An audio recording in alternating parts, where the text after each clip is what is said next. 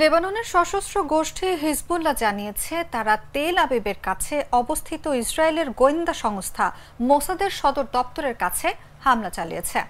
হিজবুল্লাহর দাবি তারা মোসাদের সদর দপ্তর লক্ষ্য করে একটি ব্যালিস্টিক ক্ষেপণাস্ত্র নিক্ষেপ করেছে।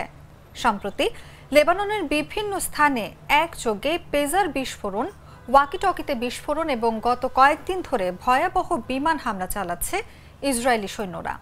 এতে হিজবুল্লাহর বেশ কয়েকজন শীর্ষ নেতা সহ বহু বেসামরিক নাগরিক নিহত হয়েছে।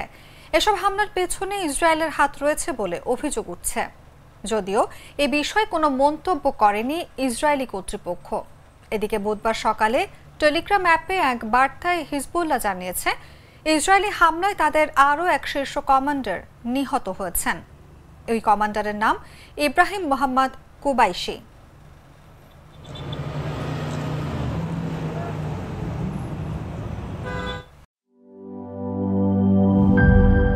এখানেই হবে আমাদের dream project.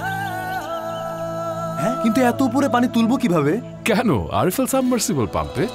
RFL submersible pump গভীর থেকে পানি তুলে অবিরাম। পাহাড় কিংবা সমতলে পানির ধারা সবখানে।